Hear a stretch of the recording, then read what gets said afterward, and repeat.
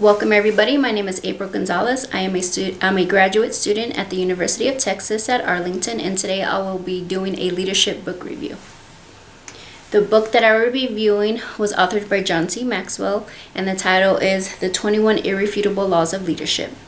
The purpose of this book was to guide leaders at all levels from novice to expert to become better leaders. John C. Maxwell wanted to share his life experiences and lessons on what he believes is the foundation of leadership. He does this by describing the necessary principles associated with being an effective leader. A little bit about the author. John C. Maxwell was born on February 20, 1947 in Garden City, Michigan. He was raised by his mother and father. His father was a pastor, and John C. Maxwell took in his father's footsteps and also became a pastor in Ohio. And this is where his leadership journey began. John C. Maxwell also has founded several companies in which he provides leadership training. He has coached Fortune 500 companies, government and military organizations, as long as university staff and students.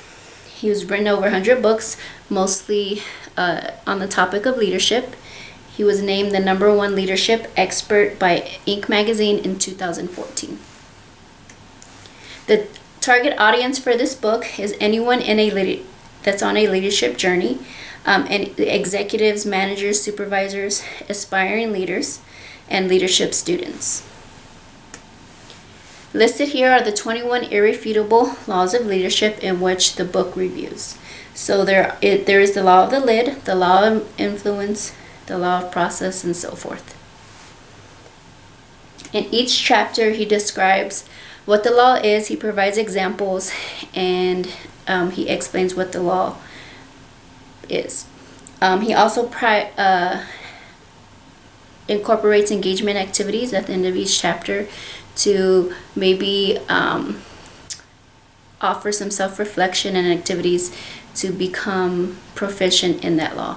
For example, the law of influence. John C. Maxwell says the true measure of leadership is influence, nothing more, nothing less. He begins the chapter, which is chapter 2, asking a couple questions. What do leaders look like? How does one measure leadership effectiveness?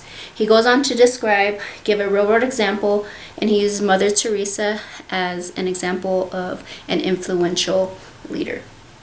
He also discusses myths regarding leadership and the ability to influence. He reviews a management myth, entrepreneur myth, knowledge myth, pioneer myth, and position myth.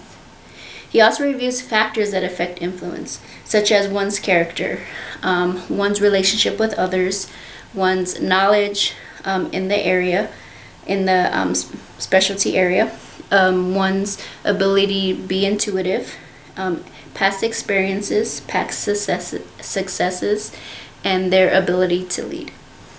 He continues to go on with the engagement activities. He asks the reader to self-reflect on what myths have they been susceptible to, and what do they rely on to get people to follow them. He asks the reader to rate themselves on the factors that affect influence. The book's strengths are that the book gives examples of each law, including references to real-life individuals. All the laws reviewed are relevant to leadership.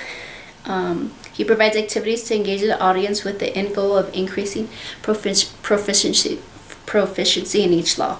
He provides a self-assessment in which the audience identifies their weaknesses and is guided to begin with mastering their weaknesses first.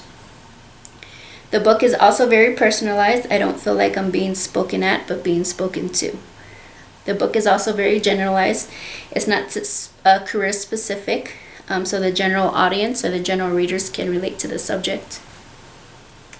The shortcomings of the book is that it references extraordinary leaders such as Mother Teresa, Abraham Lincoln, the McDonald brothers, Martin Luther King.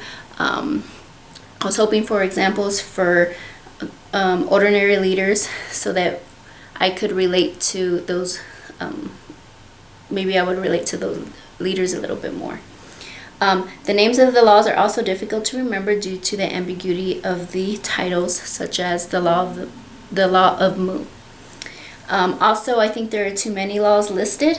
They're not grouped together for better retainment of information. There's no acronyms to help me remember what the laws are. Did the author achieve his objectives? I believe the author did achieve his objectives. The author provides guidance and specific principles on how to become a better leader. The author was able to impart his knowledge and experience into this book and into his readers. Do I recommend this book to others? Yes, I do. The book is very easy to read. It's not complicated. He provides real-world examples. He offers methods to increase leadership ability or skills in each chapter. The information is relevant to all types of leaders and businesses. The information is relevant and valuable to all levels of leadership, from novice to expert. Listed here are my references. This is the conclusion of my presentation. Does anybody have any questions? Thank you for your time.